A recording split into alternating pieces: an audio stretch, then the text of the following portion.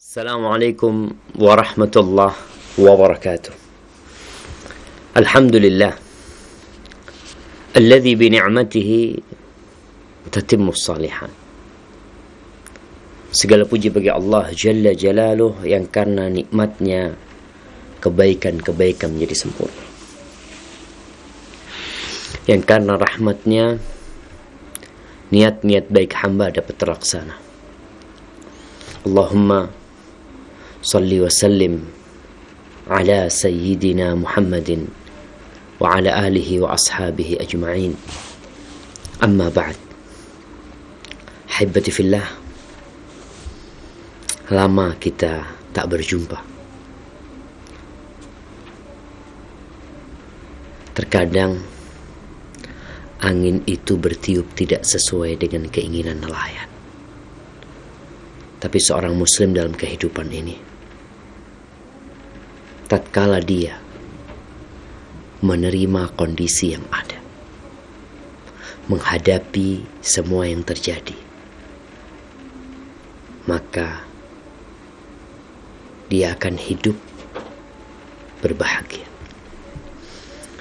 Kita di masa pandemi, banyak orang yang mungkin belum berjumpa dengan orang tuanya, atau ada sebagian orang yang orang tuanya ikut pergi bersama COVID-19. Hari ini, dengan izin Allah, kita berjumpa kembali. Kita telah masuk ke bab yang ditulis oleh Imam Bukhari, babun man da'a bitulil umr. Bab tentang siapa yang berdoa minta dipanjangkan umurnya. Kadangkala kita melihat orang-orang yang merayakan hari ulang tahun. Yang kita tahu Nabi kita Muhammad alaihi salatu wassalam tidak pernah merayakan hari ulang tahunnya. Beliau punya putri 4, tidak ada satupun yang dirayakan hari ulang tahunnya. Istrinya yang 9 pun tidak pernah merayakan hari ulang tahunnya, sallallahu alaihi wasallam. Namun dengan berjalannya waktu, banyak orang yang akhirnya terkontaminasi dengan budaya yang bukan dari kita, yang mereka merayakan hari ulang tahun mereka, kemudian mendoakan panjang umurnya. Padahal kita tahu orang tatkala bertambah umurnya, berkurang masa waktu dia hidup di muka bumi ini. Ketika ada orang yang umur 70 tahun, semakin mendekat dia ke ajalnya. Sehingga seharusnya orang berpikir bahwa tatkala engkau melewati hari kelahiran, malaikat pencabut nyawa semakin bersiaga. Maka engkau harus bersiap-siap. Tapi apakah boleh doa minta panjang umur? Kita sampai ke hadis insyaallah 653.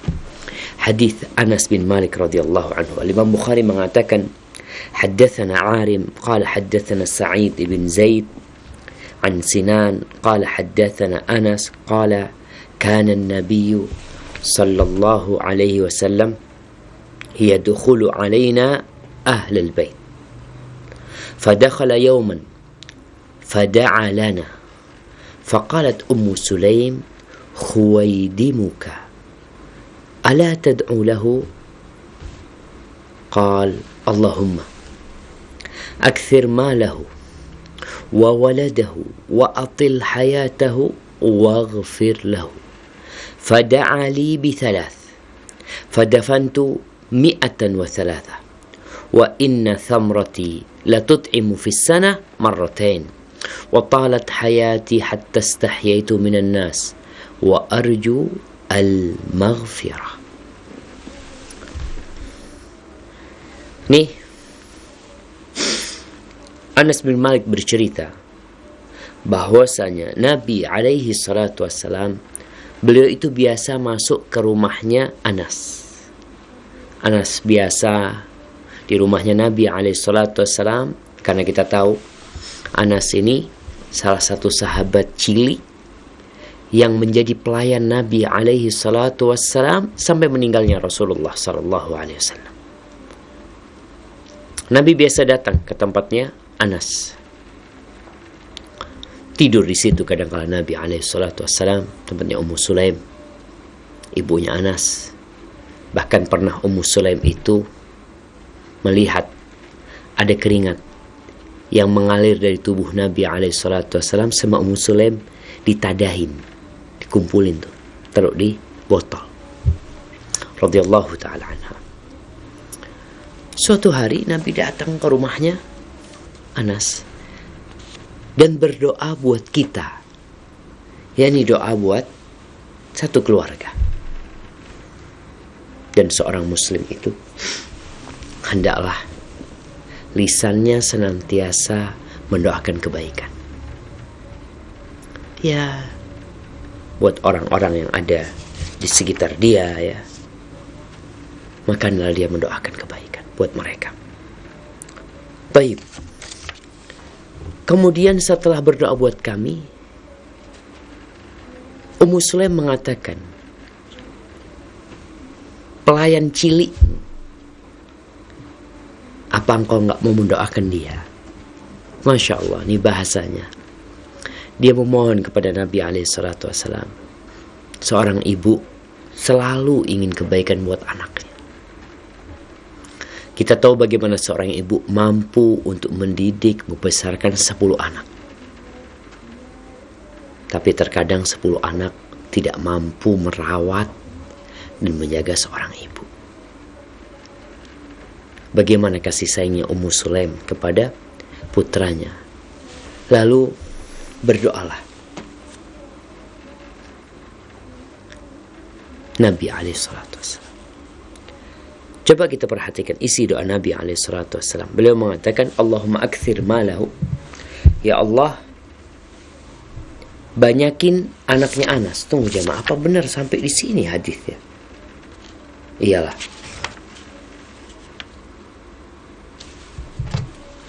Anak kok jadi ragu sama hadis yang... Tunggu sebentar.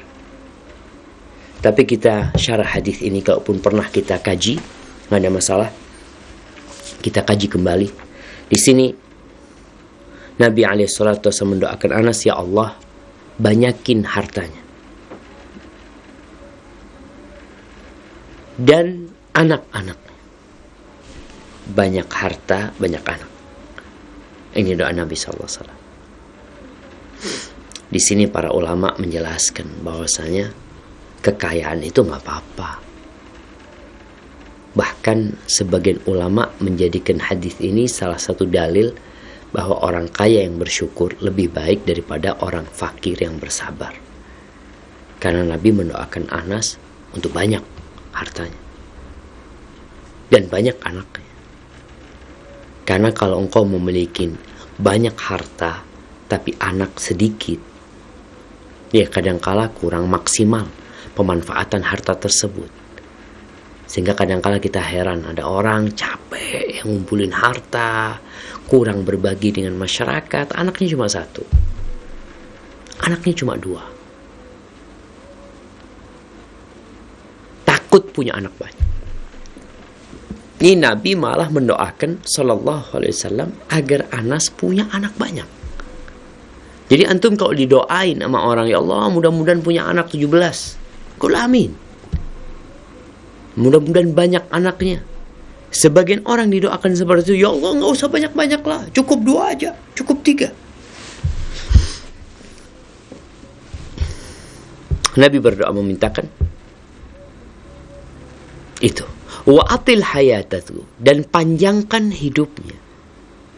Subhanallah jemaah, kalau kita bicara panjang hidup ini, ya kalau panjang hidup penuh dengan ketaatan, maka itu akan lebih baik daripada umurnya pendek dan dia taat.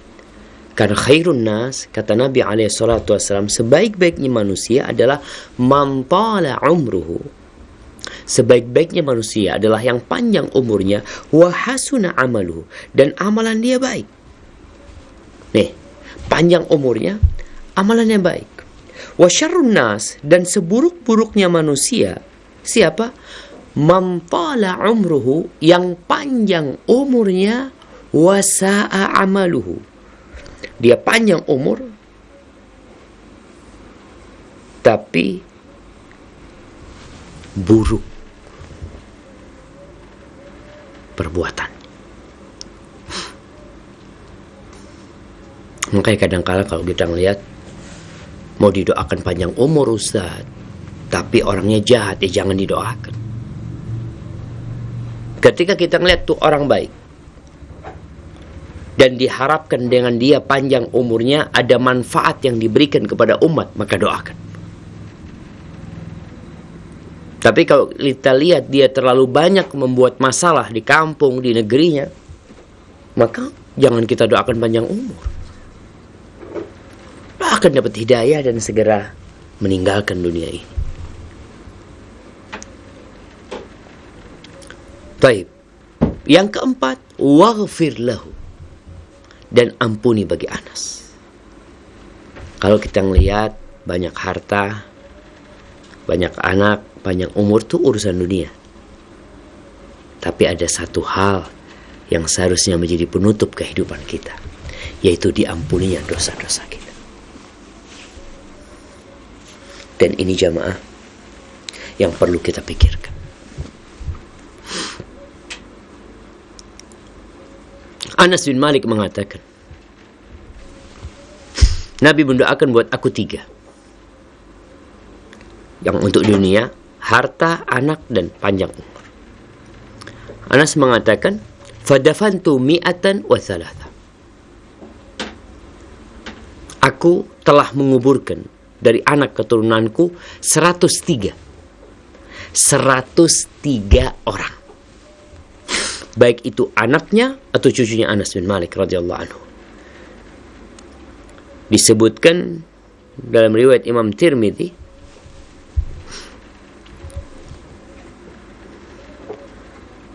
bahwa Anas bin Malik radhiyallahu taala anhu itu memiliki banyak anak. Sampai Anas pernah menguburkan 103 anak. Di riwayat lain, 120 anak dia telah kuburkan sebelum datangnya Hajjaj bin Yusuf.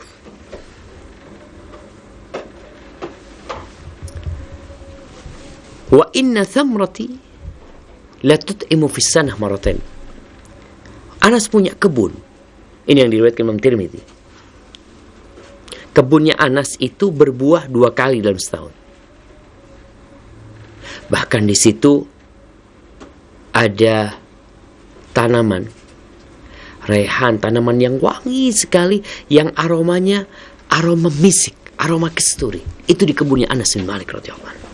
Kebunnya orang itu berbuah sekali, kebunnya Anas 2 kali berbuah. Supaya antum tahu kekuatan doa.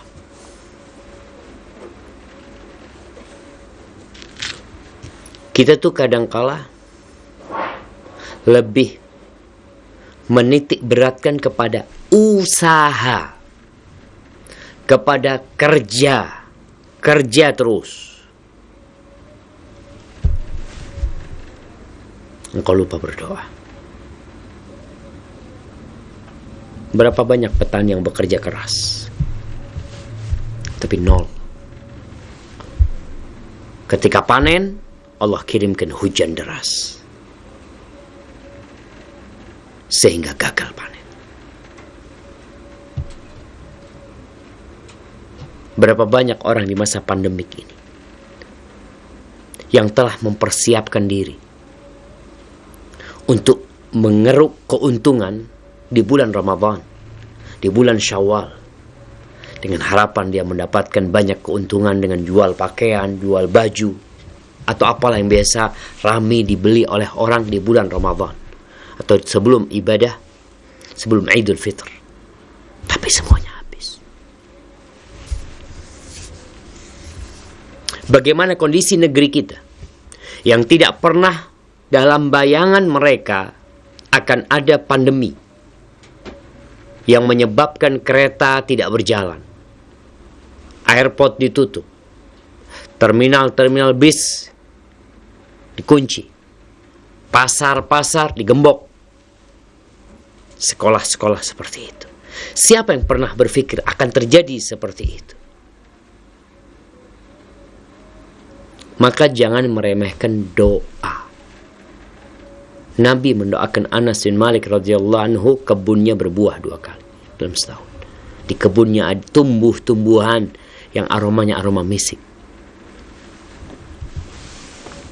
Lalu kita meremehkan doa. Ya, kalau kita orang yang tidak beriman kepada Allah Subhanahu wa taala wajar, tapi engkau beriman, bumi ini milik Allah Subhanahu wa taala yang bisa mengusir COVID-19 itu Rabbul Alamin. Maka tolonglah bagi setiap warga di negeri ini yang beriman untuk berdoa. Wa talat hayati, dan panjang umurnya Anas bin Malik radhiyallahu anhu, hatta istahyaitu minan nas. Anas mengatakan sampai aku itu malu sama orang. Karena panjangnya umurnya, akhirnya Anas bin Malik radhiyallahu anhu malu. Kenapa malu? Ya, kita lihat jemaah, orang kalau kasih panjang umur ini, kadangkala dia sohib-sohibnya udah gak ada. Yang seumuran dia udah habis. Disebutkan bahwasanya umur Anas itu sampai 107. Ada riwayat yang paling banyak tuh, paling panjang umurnya 107. Dan yang paling sedikit mengatakan umur Anas itu 99 tahun. Antara itulah umur Anas. Anaknya udah mati, cucunya udah mati, Anas masih hidup. Wa arjul maghfirah, dan yang aku harapkan diampuni sama Allah Subhanahu wa taala. Ahibati fillah. Jadi kalau bicara doa panjang umur ini, memang siapa aja yang doa minta panjang umur harus bersabar ditinggal oleh orang-orang yang dia cintai. Anas ditinggal oleh 103 anak atau lebih. Bagaimana kondisi orang yang ditinggal oleh anak-anak yang dia cintai? Kalau anak melihat orang tuanya meninggal dunia, ya orang tuanya cuma 1 atau 2, bapak ibu. Selesai udah. Tapi seorang ayah punya anak 20. Satu persatu anak itu mati. Belahan jiwanya. Maka dia pun akan ikut bersedih, tenggelam dalam kesedihan ditinggal orang-orang yang dicintai. Sampai ada yang mengatakan, man sa'alallah tulal umur falyasbir ala firaqil ahbab. Barang siapa yang memohon kepada Allah panjang umur, maka hendaklah dia bersabar ditinggal orang-orang yang dia cintai. Di dalam hadis yang diriwayatkan oleh Imam Muslim, Ummu Habibah radhiyallahu taala anha pernah berdoa. Dia mengatakan, Allahumma matti'ni bi zawji Rasulullah wa bi Abi Sufyan wa bi akhi Muawiyah. Ya Allah, panjangkan umurku sehingga aku bisa hidup dengan nyaman bersama suamiku, bersama orang tuaku, abahku, dan bersama saudaraku Muawiyah. Apa kata Nabi SAW? Innaki sa'altillah li ajalin madrubah wa atharin mawtu'ah wa arzaqin maqsumah. Yang kau pinta kepada Allah SWT adalah untuk ajal yang sudah ditetapkan. Masalah umur nih. untuk sesuatu yang sudah pasti, untuk rizki yang sudah dibagi. La yu'ajjilu syai'an minha qabla hillihi atau qabla halli. Allah tidak akan menyegerakan apa yang dari umur, dari rizki sebelum waktunya datang. Wala yu'akhiru minha syai'an ba'da halli. Dan Allah tidak akan mengakhirkan ketika waktunya tiba. Orang sudah waktunya mati, ya udah mati. Rizkinya waktunya datang.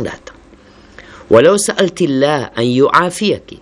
Kalau engkau memohon kepada Allah Subhanahu wa taala agar Allah memberikan afiah kepadamu, keselamatan kepadamu min adzabin nar wa adzabin fil qabr, la kana khairan laki. Maka itu lebih baik kalau engkau memohon kepada Allah Subhanahu wa taala agar Allah memberikan keselamatan kepadamu dari azab neraka dan dari azab kubur, itu lebih baik.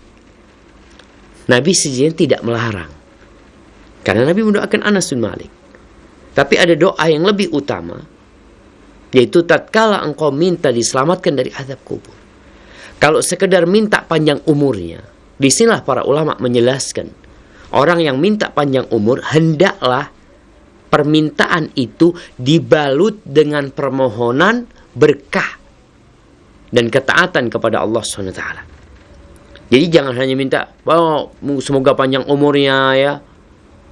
Semoga panjang umurnya. Dapat apa panjang umur kalau bertambah dosa? Tapi tatkala dikatakan semoga engkau panjang umurnya dalam ketaatan kepada Allah, dalam ketakwaan kepada Allah, baru bermanfaat.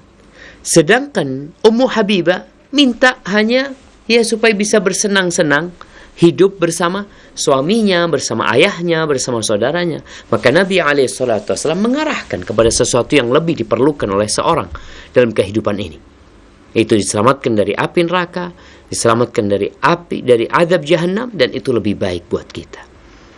Maka ahibati fillah, kalau antum ingin mendoakan orang agar dia panjang umur, maka hendaklah doamu dibungkus panjang umur dalam ketaatan kepada Allah Subhanahu wa taala. Barakallahu fikum. Baik, kita masuk ke hadis yang selanjutnya, yaitu masuk ke bab 284 tentang bab man qala yustajabu lil abdi ma lam ya'jal. Bab tentang sabda Nabi SAW, akan dikabulkan doa hamba selama dia tidak tergesa-gesa. Kita nih manusia itu, kata Allah, wa khuliqal insanu ajula. Manusia itu diciptakan terburu-buru orangnya memang. Kenapa dikasih lampu merah? Kenapa kecepatan mobil itu dibatasi? Bahkan kalau kita lihat di daerah-daerah yang padat penduduk, itu dikasih polisi tidur. Di perusahaan-perusahaan besar, dikasih polisi tidur, dikasih batas kecepatan. Kadang-kala Anda masuk ke pabrik atau apa, kecepatan hanya 20 km per jam. Kenapa semua itu dibikin? Karena manusia itu memang orangnya tergesa-gesa. Sedangkan al-ajala minasyaitan. Tergesa-gesa itu termasuk dari perbuatan syaitan. Maka dalam memohon kepada Allah Subhanahu wa taala juga ada aturannya, jangan tergesa-gesa. Imam Bukhari menyebutkan sebuah hadis dari Abu Hurairah radhiyallahu anhu. Beliau mengatakan, haddatsana Abu Yaman qala haddatsana Syu'aib 'an Az-Zuhri qala akhbarani Ibn Ubaid maula Abdurrahman wa kana min al-qurra wa ahli al-fiqh annahu sami'a Abu Hurairah anna Rasulullah sallallahu alaihi wasallam qala yustajabu li ahadikum ma lam ya'jal yaqulu da'awtu falam yastajib atau falam yustajab li. Naam. Di sini Abu Hurairah menyebutkan bahwa Nabi alaihi salatu wassalam mengatakan, akan dikabulkan doa salah seorang di antara kalian selama dia, ini ada tambahannya di riwayat lain, malam yad'u bi itsmin au qati'ati rahim, selama isi doanya itu bukan dosa dan bukan permohonan yang mengandung pemutusan silaturahim. Selama dia tidak tergesa-gesa, maka akan dikabulkan. Yaqulu da'autu falam yustajab li. Dia mengatakan aku berdoa, tapi nggak dikabulkan. Akhirnya dia nggak berdoa. Ini kondisi manusia. Ketika dia sakit, datang ke dokter. Kata dokter, nih minum obat ini ya.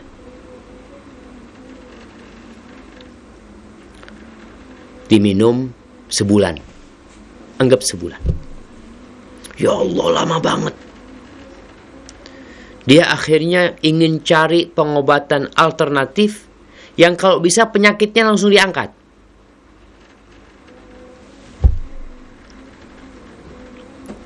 Pernah booming di Indonesia ini, ada seorang yang mengaku bisa memindahkan penyakit. Sehingga kalau yang dia lakukan benar, dokter sebenarnya tutup.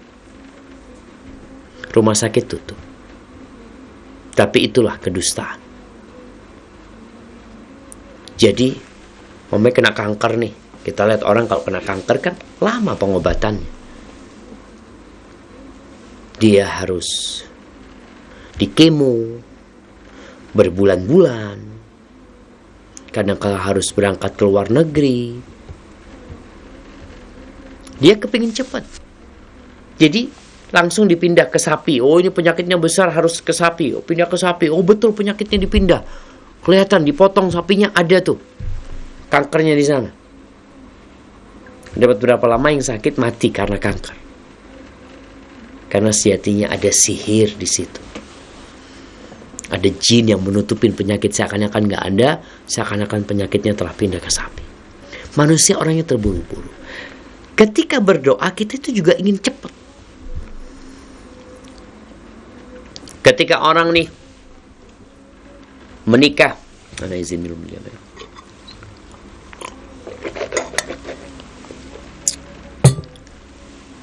Alhamdulillah. Ketika orang menikah 5 tahun nggak dikasih anak, dia sudah mulai meninggalkan doa. Sudah muncul di dirinya sikap apatis sama doa. Kayaknya nggak dikabulin, udah. Pesimis. Yang muaranya nanti berburuk sangka kepada Allah SWT. Padahal Allah udah bersumpah. Astagfirullah. Allah udah berjanji. Allah mengatakan, ud'uni astajib lakum. Berdoalah, memohonlah kepadaku, pasti aku kabulkan. Itu kata Allah SWT. Kemudian kita berpandangan, kok kayaknya nggak dikabulin ya.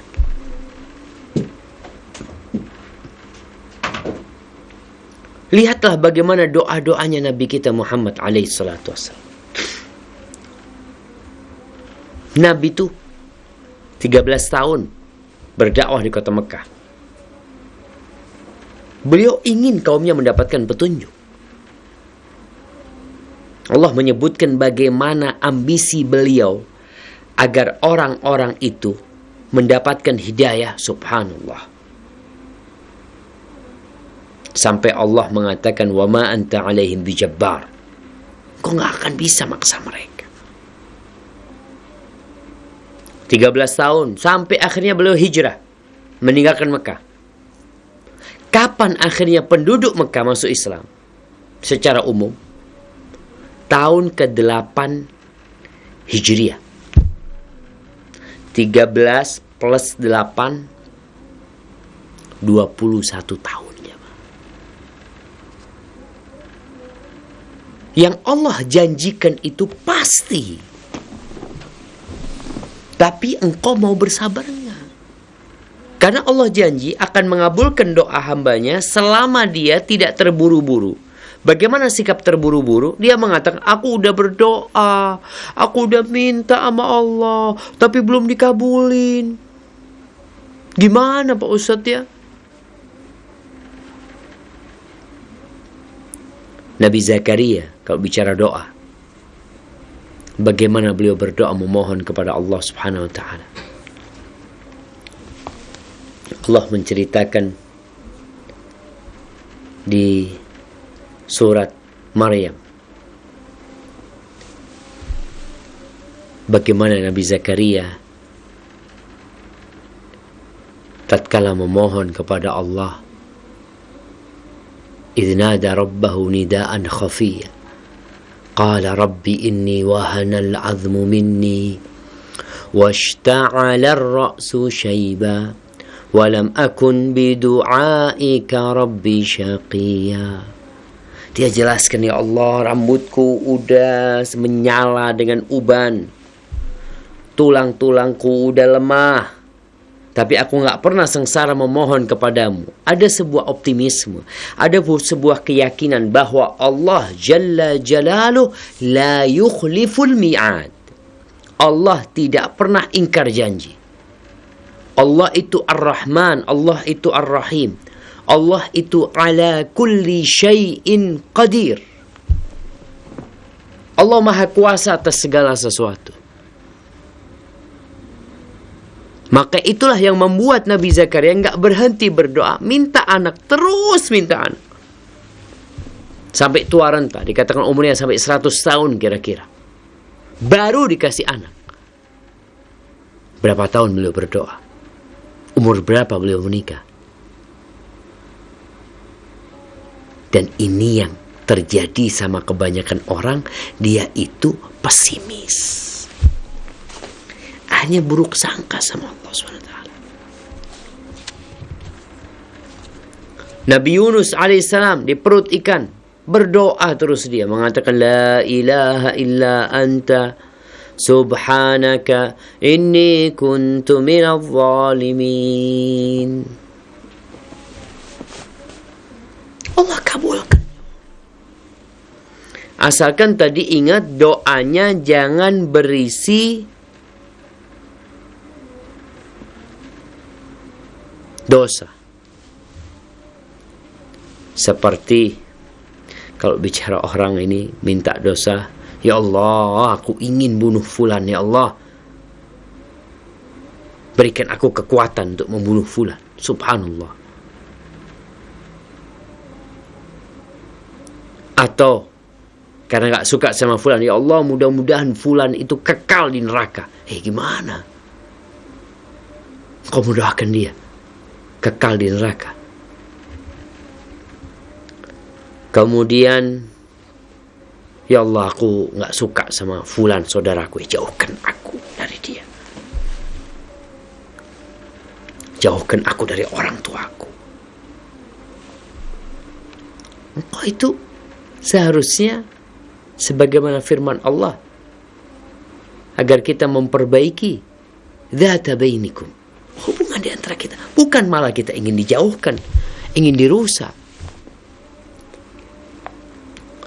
Maka di antara syarat dikabulkannya doa, ada beberapa syarat doa itu akan dikabulkan. Yang pertama, salah satu dari syarat tersebut adalah jangan tergesa-gesa, sabar. Antum lihat orang-orang sabar merintis usaha sampai sukses. Antum minta sama Allah, masa nggak bersabar? Orang-orang yang tidak tabah dalam perjalanan pengabdian dia kepada Allah Subhanahu wa taala, khususnya mereka yang mungkin terkena penyakit, khususnya mereka yang ditimpa kesulitan, yang terkadang orang-orang ini berusaha untuk menghidupkan malamnya dengan beribadah, pagi harinya dengan sholat duha, dia memohon kepada Allah Subhanahu wa taala. Tapi dengan berjalannya waktu, karena dia nggak sabar, akhirnya dia meninggalkan itu doa. Kita tuh nggak ada ruginya berdoa. Dan dikabulkannya doa hamba itu, sebagaimana dalam sabda Nabi SAW, satu di antara 3 hal yang diminta dikasih, kalau enggak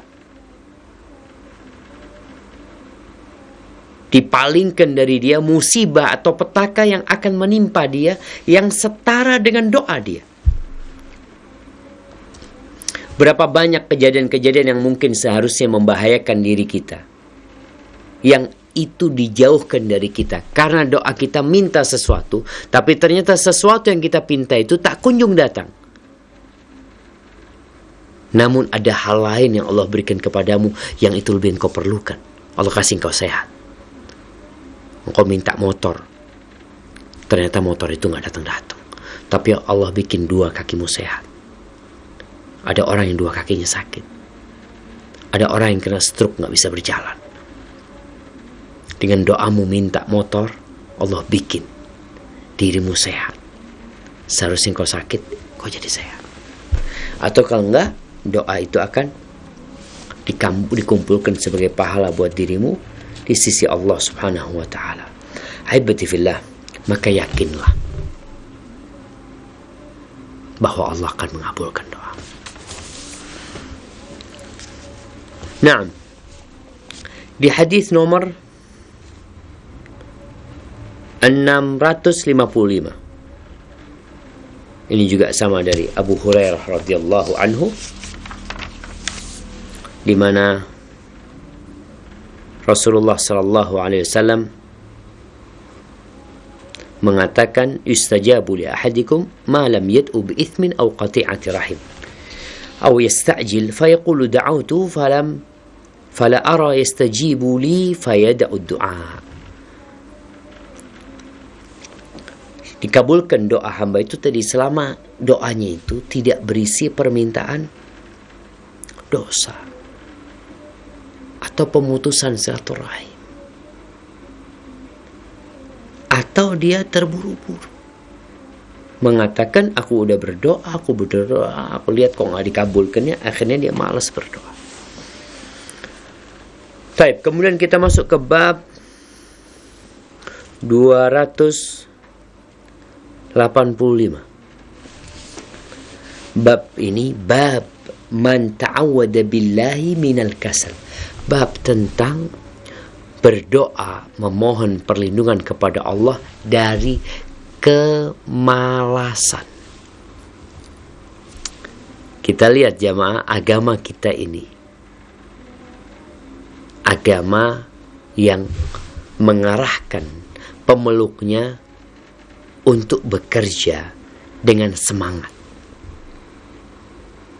Malas itu nggak boleh ada dalam kamus seorang muslim. Dan kita tahu, setan itu berusaha untuk membuat kita malas. Malas dalam urusan mencari akhirat, malas dalam urusan mencari dunia. Sebagian orang kalau untuk urusan dunia semangat. Bahkan kita lihat dia berlari, olahraga tuh. Dia ingin sehat, dia lari. Sehari dia lari, Masya Allah, sampai 5 kilo. Tapi untuk urusan akhirat, Masya Allah, sholat subuh telat. Masjid dekat dari rumah dia, nggak berangkat ke masjid. Malas untuk urusan akhirat, tapi giat untuk urusan dunia. Ada lagi yang sebaliknya. Urusan akhirat kenceng, urusan dunia malas.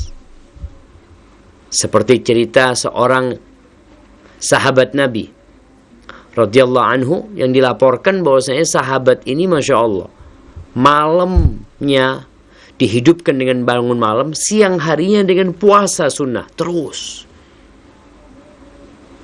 Dia nggak punya urusan sama dunia. Sama Nabi SAW dipanggil, kasih nasihat. Engkau nggak bisa kayak gitu. Engkau sholatlah sepertiga malam. Kemudian kalau bicara puasa, engkau puasalah.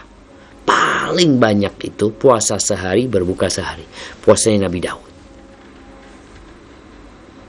Jadi muslim itu orangnya profesional dan proporsional. Dia letakkan semua di tempat.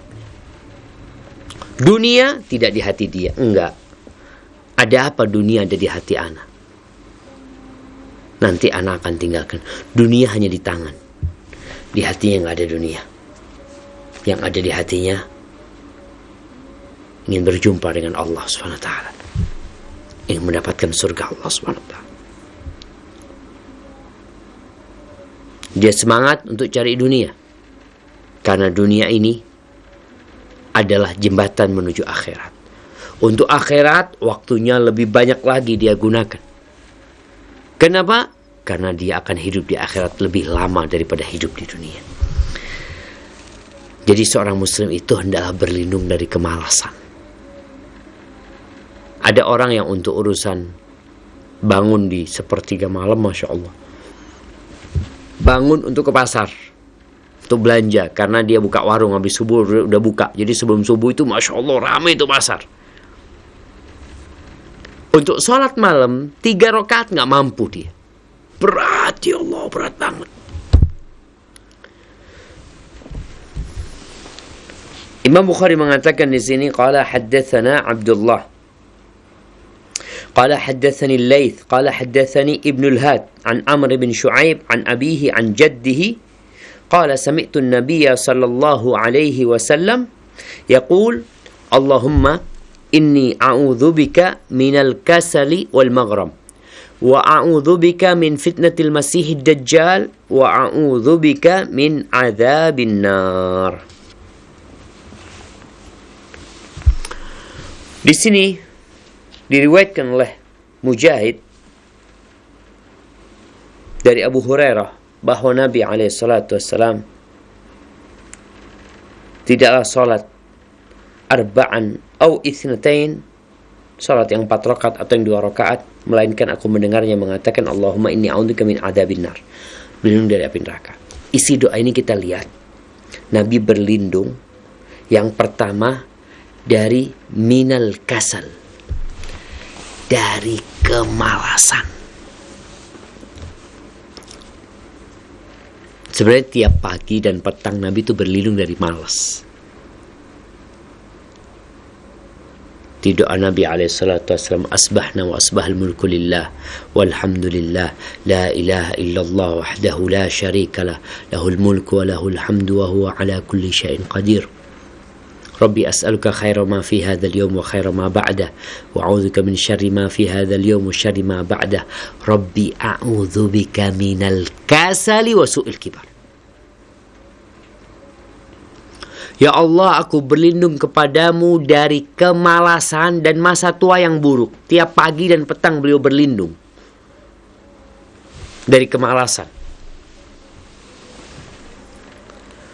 Karena ketika muslim malas, dia akan merusak citra Islam.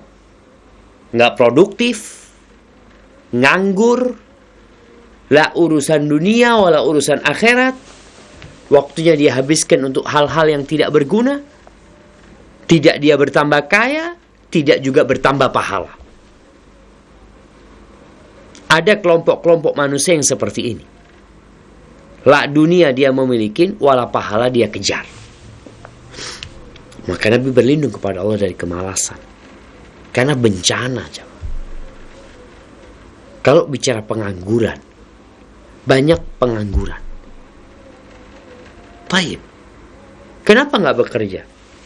Nggak ada kerjaan, banyak pekerjaan. Tapi dia malas atau gengsi mau melakukan pekerjaan-pekerjaan yang seharusnya dia bisa kerjakan. Apa nggak bisa ngumpulin kayu bakar? Nggak usah, malu lah. Siapa yang mau beli? Ada yang beli masih kayu bakar.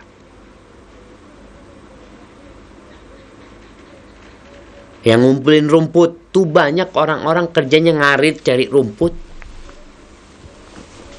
Dia jual, dia berikan kepada ternaknya. Oh subhanallah, kita lihat bumi Allah luas, ada banyak rumput. Kadangkala memang malas. Setelah berlindung dari kemalasan, beliau berlindung dari hutang. Ada orang malas suka berhutang. Jadi untuk memenuhi kebutuhan hidupnya itu dengan berhutang dia. Orangnya malas. Suami kalau dapat istri malas, ya Allah, bencana buat dia. Istri kalau dapat suami malas, ya Allah, kiamat sudah. Kerjanya cuma pakai sarung, minta bikinin kopi, nggak mau kerja, nggak mau ini itu, istrinya yang disuruh cari fulus. Beliau berlindung dari hutang. Sedangkan kita mendapati banyak orang di negeri kita itu sangat suka cinta dengan utang. Ya Allah, demen banget sama utang. Kalau nggak punya utang itu nggak semangat hidup.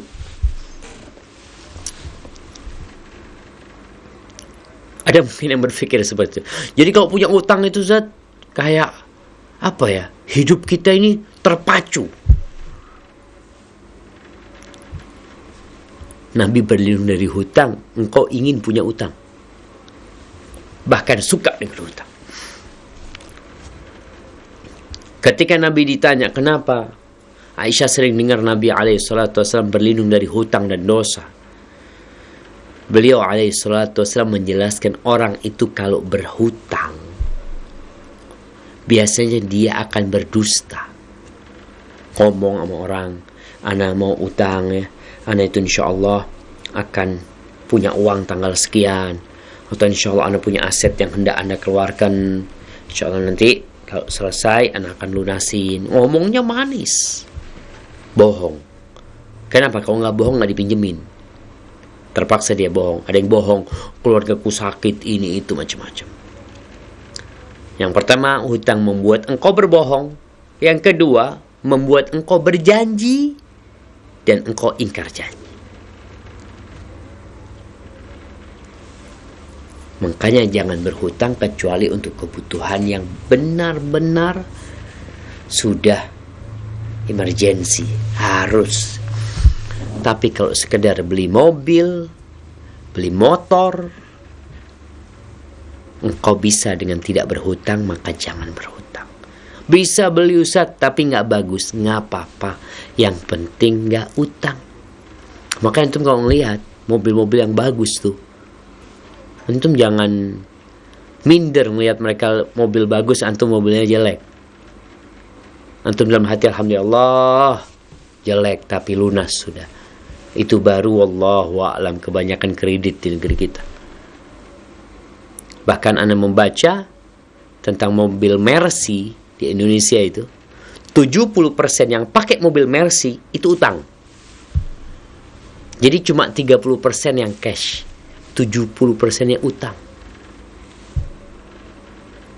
Muslim berlindung dari kemalasan dan berlindung dari hutang. Jangan sampai kau berpikir hutang itu mengusir kemalasan. Enggak. Hutang itu membuatmu hina, membuatmu berdusta, membuatmu berjanji dan ingkar janji. Bukan membuatmu semangat. Tapi karena engkau takut sama orang, akhirnya engkau kabur sana, kabur sini. Apalagi sekarang urusan utang ini sangat-sangat dimudahkan. Orang bisa berhutang tanpa jaminan kecuali hutang online sekarang. Hutangnya udah riba. Na'udzubillah min dzalik. Dosa yang membuatmu jadi hina dan tidak berkah hidupnya. Maka berlindunglah dari kemalasan. Berlindunglah dari hutang. Wa a'udzubika min fitnatil masihid dajjal, dan aku berlindung kepadamu dari fitnahnya Dajjal yang semakin hari semakin mendekatkan kita kepada keluarnya Dajjal. Dan aku berlindung kepadamu ya Allah dari azab neraka.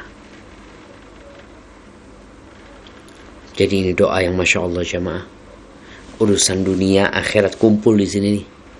Berlindung dari kemalasan, malas dalam berburu akhirat, malas dalam ngurusin urusan dunia. Berlindung dari utang, berlindung dari fitnahnya Dajjal, dan berlindung dari azab api neraka. Baik, kemudian di hadis yang selanjutnya Imam Bukhari mengatakan, حدثنا موسى قال حدثنا حماد قال أخبرنا محمد بن زياد عن أبي هريرة رضي الله عنه قال كان النبي صلى الله عليه وسلم يتعوذ بالله من شر المحيا والممات وعذاب القبر وشر المسيح الدجال. Nabi SAW, kata Abu Hurairah radhiyallahu anhu, beliau biasa berlindung kepada Allah dari kejahatan kehidupan. Dari kejahatan kehidupan. Ya, hidup ini ada sisi negatifnya. Kadang-kala kita ngelihat orang mati, ya Allah enaknya mati ya. Selesai, dia nggak ada tanggungan ini itu. Kalau memang dia orang soleh, maka kita berlindung dari sisi negatifnya kehidupan. Yang positif banyak, tapi yang negatif juga ada. Wamin wal mamat, dan kejahatan kematian, keburukan kematian. Di situ ada azab kubur. Di situ ada kesendirian dan kesepian. Wa adzabil qabr, dan berlindung langsung dari azab kubur. Bagaimana berlindung kepada Allah dari kejahatan kematian, dimulai dengan sakaratul maut, kemudian bagaimana dimasukkan ke kuburan, bagaimana dihimpit dengan kuburan, bagaimana pertanyaan-pertanyaan di kuburan yang akan ditanyakan, berapa banyak orang yang mati nggak mampu mengatakan la ilaha illallah, gimana dia kelak akan menjawab pertanyaan mungkar dan nakir di alam kubur. Berlindung kepada Allah dari kejahatan semua itu. Wa syarril masih dajjal, dan berlindung kepada Allah dari kejahatan al-masih dajjal. Dajjal itu artinya penipu, pembohong, pendusta. Dikatakan masih dajjal karena salah satu matanya dajjal itu rusak. Satunya seperti inab tafiyah, seperti anggur yang mengapung. Anggur kalau dilemparin ke air ngapung tuh, matanya kayak gitu dajjal salah satunya. Yang satunya picek, nggak bisa ngelihat. Dan Dajjal ini jamaah akan keluar, dan fitnahnya sangat besar. Kita aja kalau ngelihat dukun, Masya Allah, orang tuh suka sama dukun. Lihat penyihir, bagaimana ketika melihat Dajjal yang dia membawa sungai, taman yang indah di kirinya dan membawa api di kanannya, atau sebaliknya. Dia minta kepada tanah yang kering untuk mengeluarkan tanah perkampungan yang udah mati jemaah, untuk mengeluarkan harta karunnya. Dia minta kepada langit untuk menurunkan hujannya. Orang bagaimana tidak terfitnah, dan Dajjal mengaku Tuhan pada waktu itu. Fir'aun aja yang gak bisa apa-apa ngaku Tuhan, banyak yang percaya sama Fir'aun. Di Indonesia ada Ahmad Musaddiq yang ngaku Nabi dan Rasul, banyak pengikutnya yang gak bisa apa-apa. Lia Aiden juga seperti itu. Bagaimana ketika Dajjal yang keluar, kita ngelihat nih orang-orang yang hanya bisa main bola aja, yang bisa nyanyi, itu banyak pengikutnya, banyak followernya. Gimana kalau Dajjal yang keluar dan dia bisa memberikan sesuatu kepadamu? Bagaimana engkau tidak akan terfitnah dengan dia? Maka wajar dan lumrah kalau Nabi SAW setiap sholat itu berlindung dari fitnahnya Dajjal.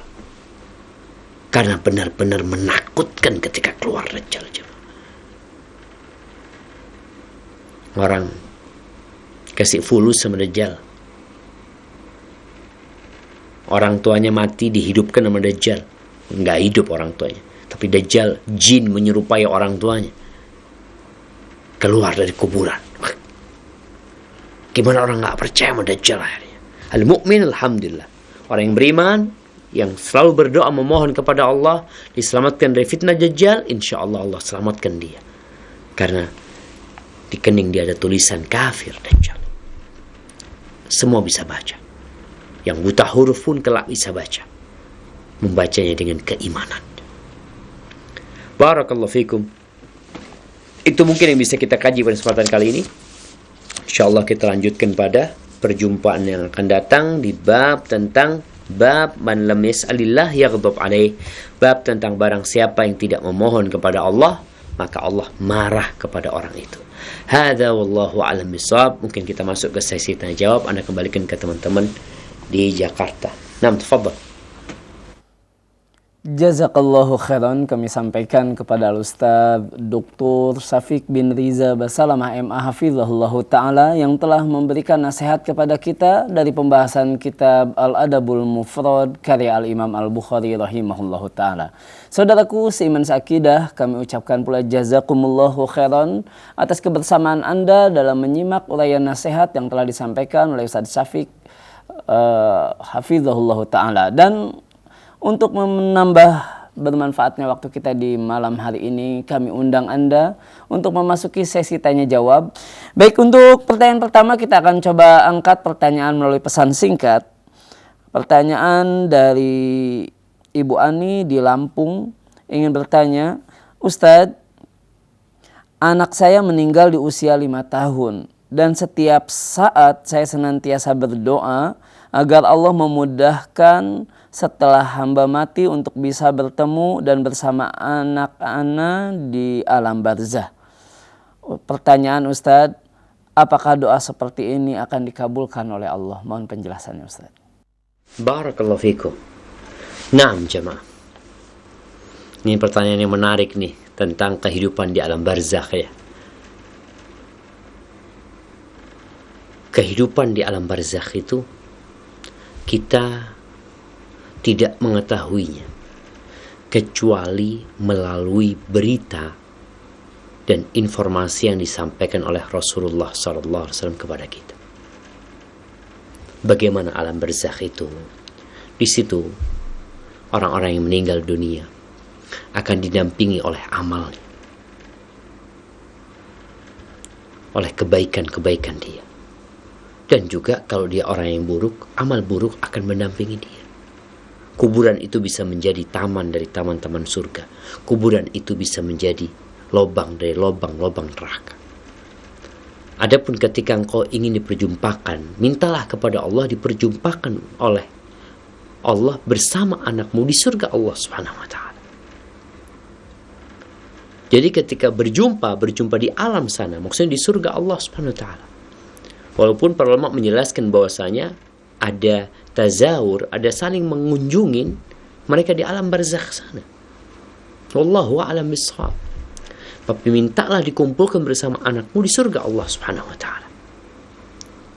Dan kita tahu sebuah keutamaan buat orang-orang yang ditinggal mati oleh anak-anak mereka sebelum anak-anak mereka baligh, dan orang tua itu bersabar memuji Allah Subhanahu wa taala atas apa yang menimpanya, maka kelak anak-anak itu akan memberikan syafaat kepada orang tuanya.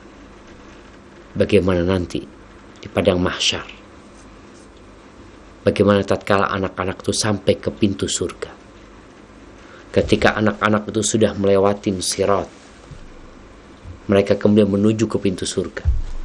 Tatkala orang-orang berbondong-bondong masuk surga, bersegera tuh anak-anak nunggu di pintu surga. Sampai dikatakan kepada mereka, malakumun habitun, kenapa kalian kok nggak masuk? Ngapain tertahan di sini? Ada apa ini? Kata mereka, hatta ya'tiya abauna, kami di sini nunggu orang tua kami ya Allah, kata dia. Mungkin orang tuanya sedang diproses, sedang dalam penyidikan.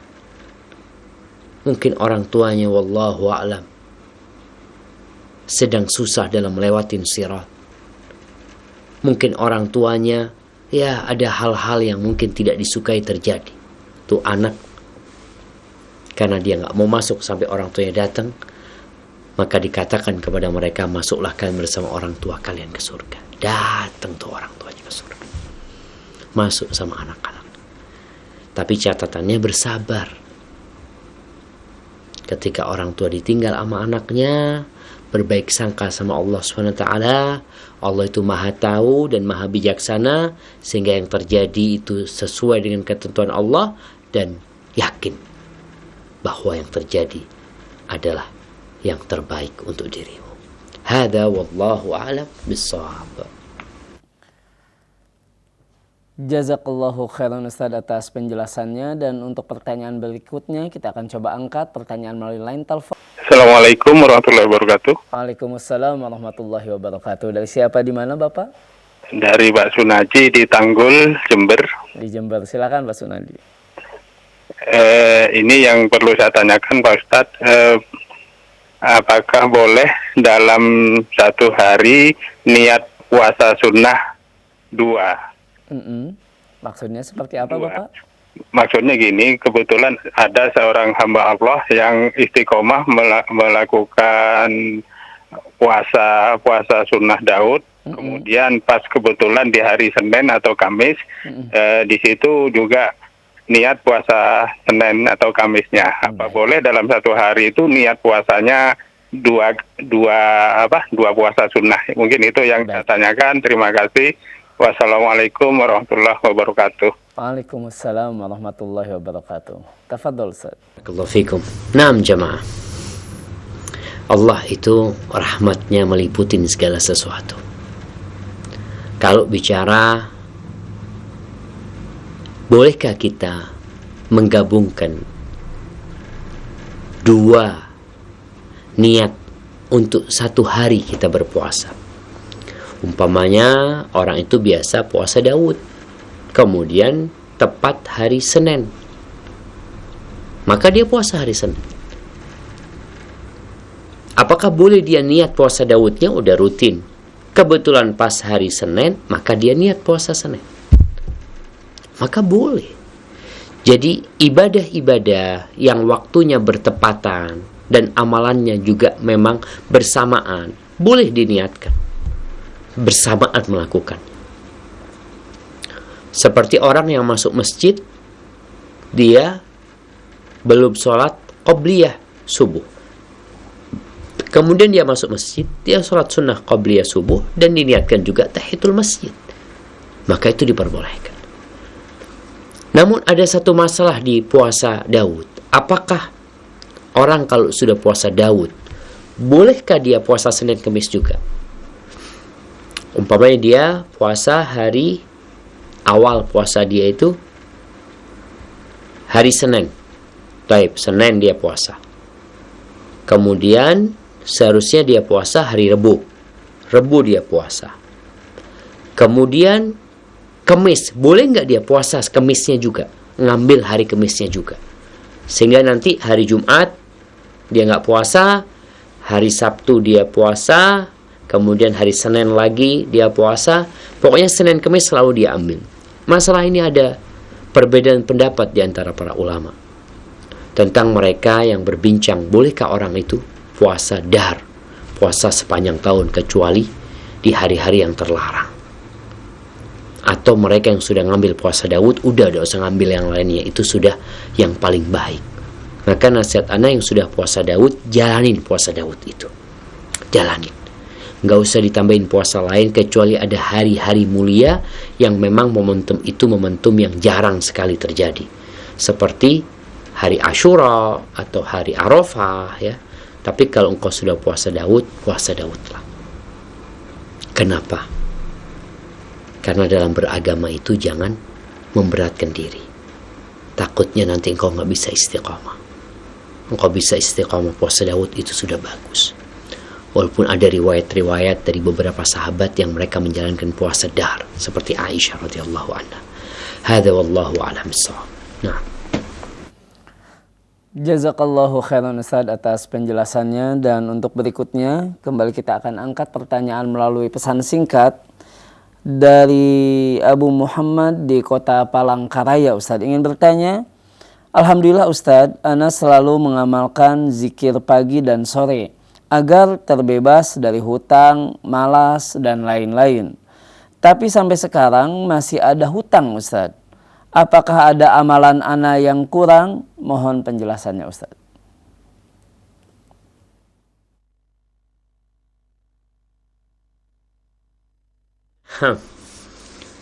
Ya jemaah, ini orang masih ada utang yang belum lunas. Tapi kalau bicara masih ada utang yang belum lunas, antum jangan terburu-buru. Mungkin antum memang suka berhutang. Mungkin utangnya antum juga riba. Maka antum harus banyak-banyak istighfar. Bertobat, minta ampun sama Allah Subhanahu wa taala. Selain berdoa minta hutangnya dilunasin, engkau juga beristighfar mohon ampun sama Allah Subhanahu wa taala. Mungkin juga yang terjadi engkau suudzon sama Allah.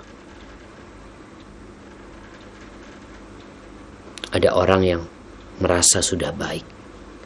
Ya Allah, aku ini udah doa terus ya Allah ya, tapi kok belum dikabulin.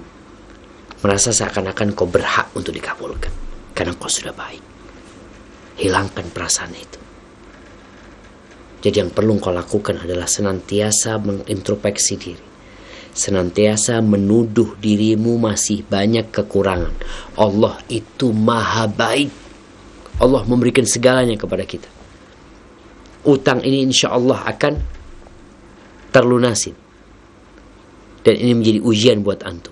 Antum percaya nggak sama janji Allah Subhanahu wa taala? Karena ada orang-orang ketika ditunda, sama yang sakit, yang udah berdoa nggak sembuh-sembuh, sama kejadiannya. Nabi SAW mengatakan yustajabu lil abdi ma lam ya'jal. Allah akan mengabulkan doa hamba selama dia nggak terburu-buru. Maka antum jangan tergesa-gesa, terus berdoa, beristighfar, mohon ampun sama Allah Subhanahu wa taala. Insyaallah datang waktu antum akan melunasi hutang-hutang antum. Yakin Allah tidak pernah ingkar janji. Dan penuh dengan keyakinan ketika antum berdoa memohon kepada Allah Subhanahu wa taala. Jangan bergantung sama manusia. Jangan mengandalkan ini, menyandarkan oh ini lah. Ana masih punya aset, ana ini lah. Kau harus bergantung sama Allah Subhanahu wa taala. Karena ada orang yang doanya memang enggak maksimal. Kenapa? Karena dia masih mengharap kepada manusia, mengharap kepada aset dia. Asetnya enggak laku-laku. Insya Allah anak aset ini laku, selesai hutang. Nggak laku-laku aset. Allah bikin nggak laku-laku. Maka hendaklah bergantung kepada Allah. Dan Allah kalau mau bikin asetmu laku, Allah bisa memberikan kepadamu harta, rizki, tanpa asetmu harus dijual. Maka bergantunglah kepada Allah. Wa man yattaqillah yaj'al lahu makhraja. Barang siapa bertakwa kepada Allah, pasti Allah berikan solusi kepada dia. Wa yarzuqhu min haitsu la yahtasib. Dan Allah akan berikan rezeki dari arah yang tidak disangka-sangka. Wa man yatawakkal 'ala Allah fahuwa hasbuh. Dan barang siapa yang bertawakal, menyerahkan semuanya kepada Allah, yakin, maka Allah akan mencukupi dia. Innallaha balighu amri. Allah akan menyampaikan kepada urusannya itu. Tinggal nunggu waktu. Qad ja'alallahu likulli syai'in qadra. Ketentuannya sudah ada. Antum tinggal sabar. Proses menunggu itu yang kadangkala orang enggak sabaran. Seperti yang tadi kita bahas. Hadza wallahu a'lam bissawab. Jazakallahu khairan Ustaz atas penjelasannya, dan kita angkat kembali pertanyaan melalui line telepon. Assalamualaikum warahmatullahi wabarakatuh, Ustaz. Waalaikumsalam warahmatullahi wabarakatuh. Dari siapa di mana Bapak? Ya, saya dari Kalimantan, hamba Allah, Ustaz. Baik, silahkan Bapak. Mohon penjelasan Pak Ustaz mengenai istri yang sudah kita ingatkan dengan perbuatan yang tidak benar, sampai sekarang belum pernah mengikuti hamba Allah, Ustaz. Mohon dijelaskan, Ustaz. Baik. Tafadhol, Terima Ustaz. kasih, Pak Ustaz. Assalamualaikum warahmatullahi wabarakatuh. Waalaikumsalam warahmatullahi wabarakatuh. Tafadhol, Ustaz. Waalaikumsalam warahmatullahi wabarakatuh. Naam jamaah. Disinilah kita tuh dalam kehidupan berumah tangga. Sebelum berumah tangga kita diperintahkan untuk milih pasangan hidup kita. Tapi kadangkala ya kondisi. Mungkin kita yang salah milih pasangan hidup. Maka tugasnya adalah memperbaiki pasangan hidup itu. Perbaiki hubungan kita sama Allah SWT. Semoga Allah memperbaiki hubungan kita sama istri kita. Ada wanita-wanita yang durhaka. Wanita-wanita yang tidak tahu dengan kewajibannya sebagai seorang istri yang wajib taat, patuh, yang kata Nabi alaihi salatu wassalam tentang perempuan yang puasa di bulan Ramadan, yang melaksanakan sholat 5 waktu, puasa di bulan Ramadan, taat sama suaminya, menjaga kehormatan dirinya, akan dikatakan kepada dia, silahkan masuk surga dari pintu mana saja yang kau sukai. Tapi ada perempuan-perempuan lain yang kebanyakan wanita itu di neraka gara-gara tidak menghargai suaminya, tidak taat dan patuh sama suami, tidak berterima kasih kepada suaminya.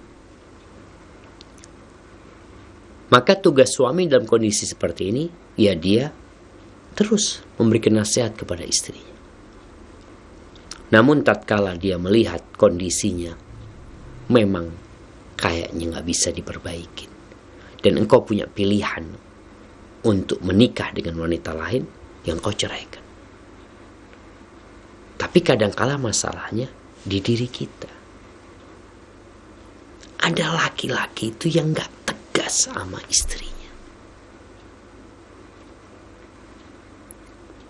Terkadang ada permasalahan, Anda dengar permasalahan, fulan umpamanya itu istrinya kayak gini, kayak gitu, kayak itu. Anda kata yang salah suaminya. Kok bisa suaminya, Ustaz? Suami itu pemimpin, suami itu komandan. Kita lihat ketika di sebuah kota ada permasalahan di sana, umpamanya ada pencurian, ada apalah hal-hal yang mengerikan terjadi. Siapa yang ditanya? Yang ditanya itu Kapolres. Kamu ngapain di sini? Disinilah tugas seorang pemimpin. Dan memperbaiki seorang istri itu ada tahapan-tahapan yang kadangkala tahapan-tahapan ini nggak dijalanin. Suami ngasih tahu itu nggak boleh. Istri imannya lemah. Bahkan ada perempuan-perempuan yang disuruh sholat berat sekali. Sampai capek suami nyuruh dia sholat. Sholat yang rukun Islam itu dia nggak kerjain dengan benar. Maka tugas seorang suami memperbaiki keimanan dia. Menanamkan keimanan kepada Allah, kepada hari akhir. Ajak, ngaji, kasih tahu. Jadi bukan sekedar dikatakan ini nggak boleh, kamu harus seperti ini, seperti itu. Sedangkan ternyata wadahnya, hatinya itu masih rusak. Ada yang hatinya terbalik. Gimana kalau terbalik? Ya dibalikin dulu. Biar nasihatmu itu bisa masuk. Tapi kalau kau kasih nasihat dalam kondisi hatinya kebalik, ya nggak bakalan masuk gitu loh. Dan buat para wanita ingat. Pesan Nabi SAW kepada seorang wanita dari kalangan sahabat. Unduri aina anti lahu. Lihatlah bagaimana sikapmu, pelayananmu kepada suamimu. Innama huwa jannatuki au naruki. Suamimu itu surgamu atau nerakamu. Hada wallahu a'lam bishawab. Jazakallahu khairan Ustaz atas penjelasannya. Dan kemudian pertanyaan melalui pesan singkat kembali Ustaz dari hamba Allah yang ingin bertanya, Ustaz, saya telah menikah hampir 22 tahun dengan istri yang warga negara asing yang mu'alaf Ustaz. Dan kami saling mencintai, namun saya lupa bersyukur atas nikmat itu. Dan saya tidak menjadi imam bagi keluarga hingga akhirnya kami diuji dengan perpisahan walaupun saling mencintai. Pertanyaannya Ustadz, apakah setelah kami berpisah dan saya semakin dekat kepada Allah, apakah saya relakan perpisahan itu, atau saya masih harus berusaha mengajak istri dan anak saya supaya lebih dekat kepada agama ini? Sekarang istri dan anak tinggal di Eropa Ustadz, dan ada kendala hukum bagi kami yang harus dihadapi terkait dengan negara. Mohon penjelasannya Ustadz. Barakallahu fikum. Subhanallah jamaah. Ada sebuah hadis yang maknanya tidaklah dua orang yang mencintai, thumma furriqa bainahuma, kemudian dipisahkan antara keduanya, illa bidzambin ahdatsahu ahaduhuma, melainkan karena dosa yang dikerjakan oleh salah satu dari keduanya. Kalau dikatakan nih orang saling mencintai, tapi suami menjelaskan bahwa ada kesalahan di dia. Dia tidak pernah mengajarkan agama yang baik, yang benar kepada istrinya. Tidak mendidik istrinya dengan benar. Dan kebanyak suami yang seperti itu, yang menikah hanya untuk bersenang-senang di dunia.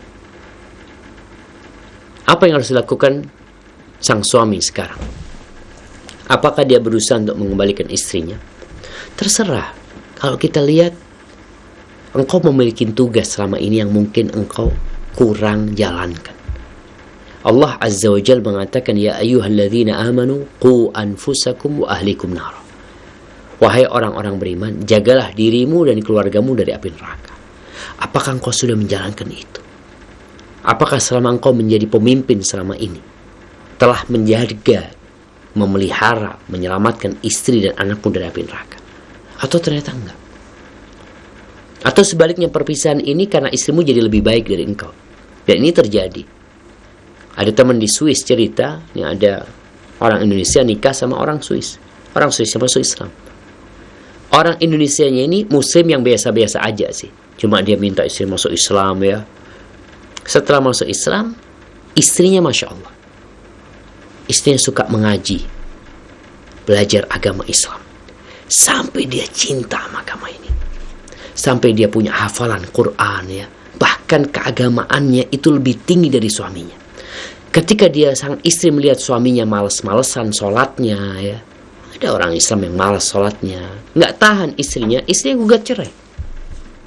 Subhanallah. Karena nggak bisa dilanjutkan, kata istri, kalau punya imam yang kayak gini. Maka tinggal dilihat seorang suami tadi yang bertanya itu, kalau engkau berharap istrimu dapat diperbaiki, insya Allah engkau masih bisa rujuk sama dia, silahkan. Engkau rujuk. Kalau bicara ada kendala ini itu ya, semuanya memerlukan perjuangan dan pengorbanan. Tapi kalau engkau melihat istrimu insya Allah sudah dapat hidayah dan akan lebih baik dari engkau, silahkan kau menikah dengan wanita lain, dengan catatan engkau mempertimbangkan agamanya. Hadza wallahu a'lam bissawab. Jazakallahu khairan Ustaz atas penjelasannya, dan untuk berikutnya kembali kita akan coba angkat penanya melalui line telepon. Dari hamba Allah di Lampung. Baik, silahkan Bapak. Iya, begini Ustaz yang saya tanyakan. Apabila kita masuk masjid, nah kan kita ingin melakukan sholat rawatib, apakah harus melakukan sholat sunat tahiyatul masjid dulu ataupun rawatib dulu? Itu mohon penjelasannya ya Ustaz. Baik. Oke, cukup itu aja Ustaz. Baik, jazakallahu khairan Bapak. Tafadhol Ustaz. Barakallahu fikum. Naam jamaah, ana suka banget sama pertanyaan ini. Ini menunjukkan kepedulian seorang muslim dengan agamanya. Karena ada orang-orang yang selama hidup gak pernah tanya urusan sholat, urusan ini, gak ada. Tapi bapak ini menunjukkan semangat dia untuk belajar agama. supaya dia tidak salah dalam melakukan sebuah amalan. Taib.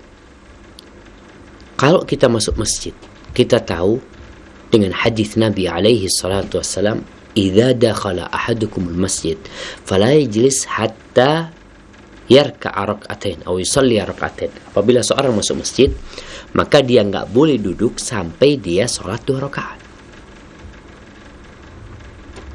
Jadi adabnya kalau masuk masjid, masuk dengan kaki kanan dulu, baca doa, salawat kepada Nabi alaihi salatu wassalam, salat. Pokoknya jangan duduk kecuali salat. Salatnya ini salat apa aja sebenarnya. Maka kita bisa niatkan itu qabliyah. Kita bisa niatkan itu waktu duha, kita salat duha plus tahiyatul masjid.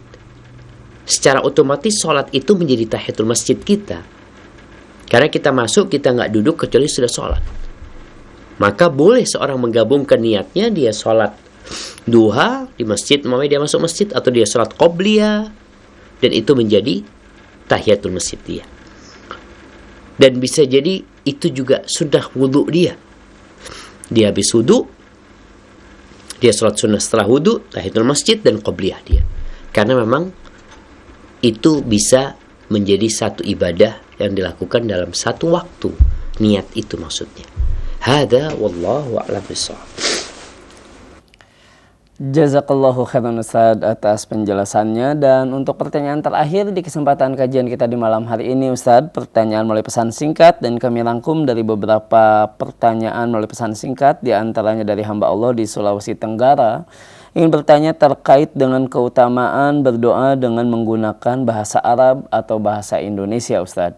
Dan bolehkah menggunakan doa dalam bahasa Indonesia ini dalam semua keadaan, termasuk dalam sholat? Mohon penjelasannya Ustaz.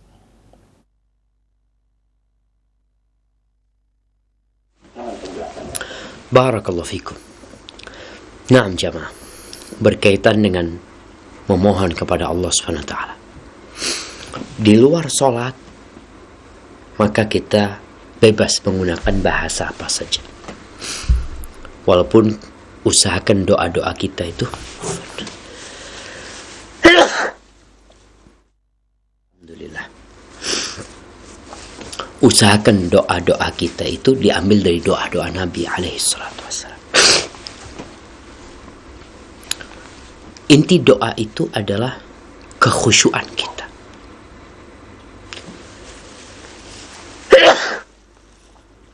Alhamdulillah. Afwan jamaah, anda nggak boleh lama-lama kena AC ini.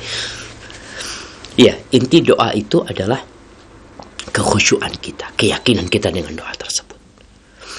Jadi tatkala kita berdoa di luar sholat, kita dengan bahasa Indonesia lebih khusyuk, silahkan. Tapi usahakan doa itu doa-doa Nabi alaihissalam, sehingga ya kata-katanya tidak banyak tapi maknanya luas. Adapun di dalam sholat ini menjadi permasalahan yang diperselisihkan oleh para ulama. Dalam mazhab Syafi'i nggak boleh. Mereka tidak memperbolehkan doa dalam bahasa Indonesia. Ada doa Nabi alaihissalam. Orang ini nggak bisa bahasa Arab.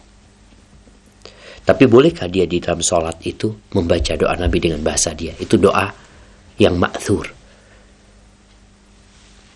Kalau memang nggak bisa, sebagian di mazhab Syafi'i membolehkan. Tapi kalau doa bikinan dengan bahasa Indonesia, mereka melarang. Di mazhab yang lainnya, mereka membolehkan. Karena kondisinya memang tidak ada larangan. Dan orang, ini bagi yang nggak mampu, jamaah, bagi yang tidak mampu. Kondisinya dia diperintahkan untuk berdoa. Ama Nabi alaihissalatu wassalam, beliau mengatakan falyatakhayyar min ad-du'ai ma yuhibbu, atau kama qala Nabi SAW. Hendaklah dia memilih doa-doa yang dia sukai ketika dia sebelum salam selesai tasyahud. Maka di sini dia suruh pilih. Maka adalah dia meminta yang dia sukai, ma yu'jibuhu, doa-doa yang dia sukai dengan bahasa Indonesia atau dengan bahasa apa yang dia memang tidak mampu dengan bahasa Arab. Namun nasihat ana, hendaklah muslim itu berusaha untuk menghafalkan doa-doa Nabi SAW. Tapi kalau nggak mampu, silahkan engkau berdoa dengan bahasa Indonesia. Hadza wallahu a'lam bishawab. Itu yang bisa ana sampaikan pada kesempatan kali ini. Kurang lebihnya ana mohon maaf. Wassallallahu ala nabiyina Muhammad wa ala alihi washabbihi wasallam. Ana mohon undur diri. Wassalamualaikum warahmatullahi wabarakatuh.